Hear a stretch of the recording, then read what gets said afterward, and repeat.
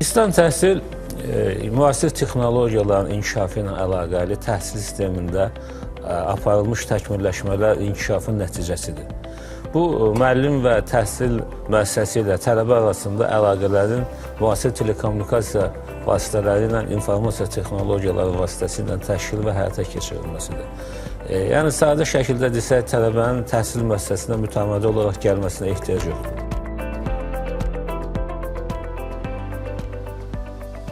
Üstünlükləri birincisi, bu daha keyfiyyətlidir.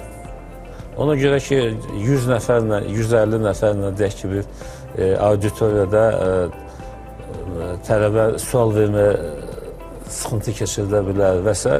Burada isə onlayn rejimində, vaxt offlayn rejimində müəllimin mühazirəsini dinləyir. Ehtiyac varsa təkrar bir neçə dəfə dinləyir, müəyyən epizodunu dinləyir.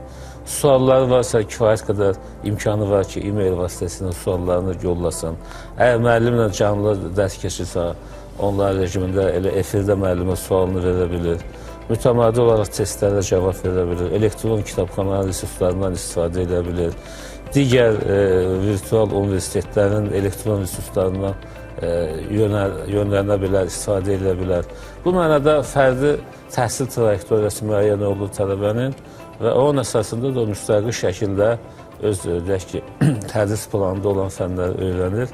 Bu, həm tələbəyə informasiya ilə işləməyi, informasiya məkanında özünü daha rahat hiss eləməyi, yeni informasiyanı tapmağı, operativ olaraq informasiyanı tapmağı, bunların əsasında özünün yeni bir informasiya yaratma imkanı yaranır və mütəmadi olaraq da deməli, müəyyən bir müddətdən sonra əvvəlki mövzuları bir daha təkrar edə bilir. Yəni, bunun özünün xüsusi öyrənmə texnologiyası var.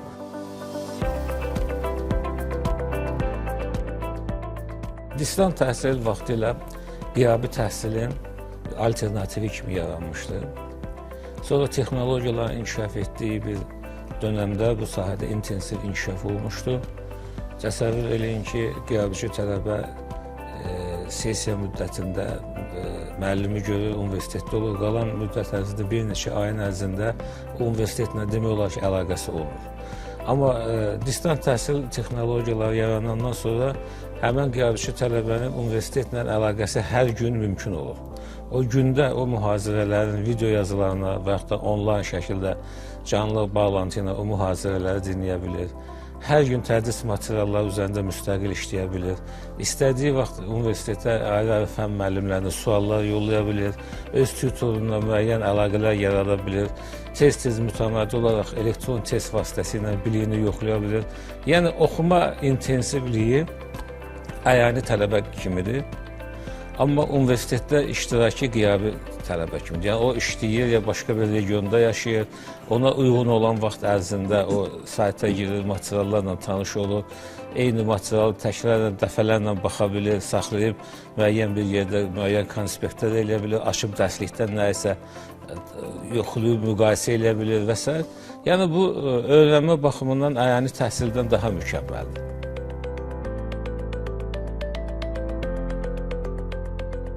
Anadolu Universitetinin Azərbaycan proqramlarında isə sessiya müddətində Türkiyədən professorlar gəlirlər, həmən ayrı-ayrı qruplarda imtahanları təşkil edirlər, imtahanları tələbələrin biliklərini yoxlayırlar, hesabat hazırlayırlar.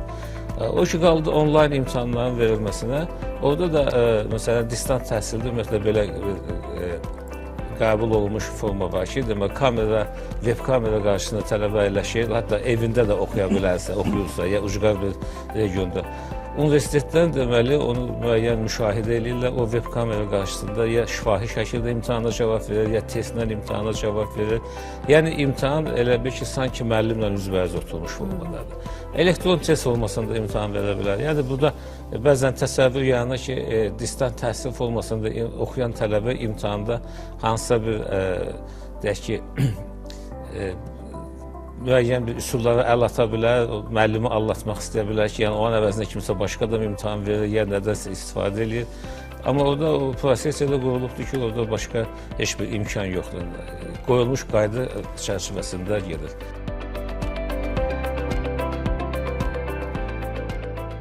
Tələbə müstəqilliyi artır. Müstəqil öyrənməyə tələbənin daha böyük imkanı var. Bu günlər bilirsiniz, əyanidə oxuyan tələbələrin də artıq get-gedə auditoriya sayı azalır. Daha çox tələbə müstəqil vaxt verilir öyrənməyə. Amma onun qarşılığında tələbədə informasiya resursları kifayət qədər deyil. Məsələn, bizdə xüsusən elə ixtisaslar var ki, son illər müstəqillik dövründə o ixtisaslar yaranıb, bakalavrda, magistraturada.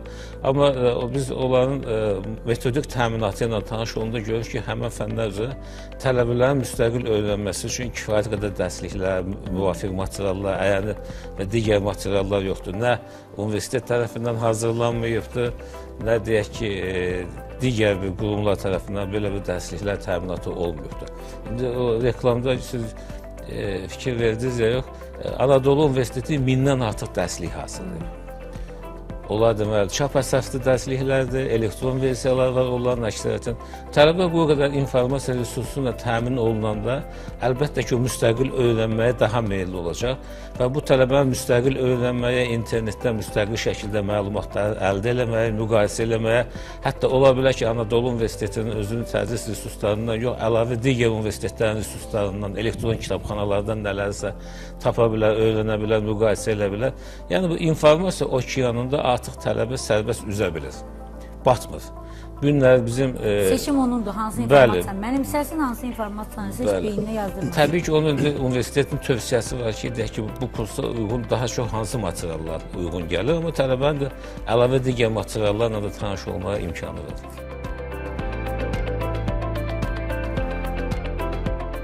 Tələbə oxuduğu müddət ərzində, semestr ərzində öyrəndiyi fənlərdən əlavə 1-2 fən götürə bilər və bu hesabda daha çox kredit toplaya bilər və universiteti tez bitirə bilər.